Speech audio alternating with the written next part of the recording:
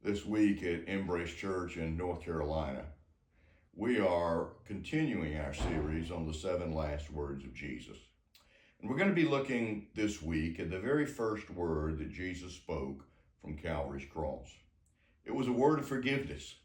As Jesus forgave the very men that had engineered his death and put him on that cross, a part of the Sanhedrin, the 70-member Jewish ruling council, a political religious body that had pulled the strings, and because of their power and prestige and because of the ability they had among the people to persuade them, they engineered the death of Jesus. And yet, these very men who followed Jesus to the cross, not content to know that he was going to die, but wanting to watch him suffer and to bleed, wanted to watch him die, these very men stood at the foot of the cross, mocking him, jeering him, and it was for these men that Jesus uttered his first words.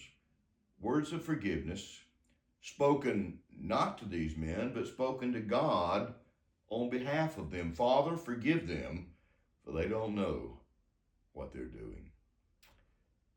Forgiveness and unforgiveness is probably one of the most dangerous sins to the soul of any individual, any community, any church, any nation today. And it's one that I'm afraid to say is quite common.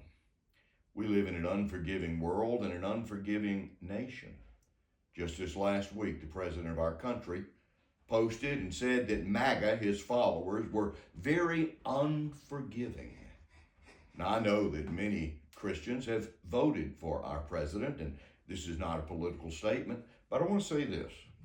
For those of you that follow political parties and tribes, make sure that you don't give in to those things which will corrupt your soul, which will bring about bitterness in your heart.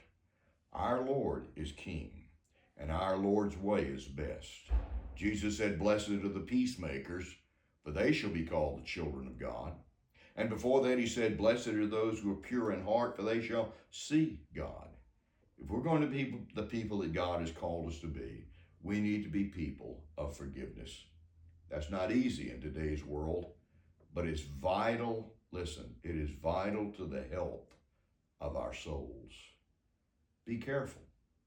And remember the prayer of our Lord who taught us to pray, "Forgive us our trespasses as we forgive those who trespass against us." This is Dan Armistead with Embrace Church. Thanks for listening.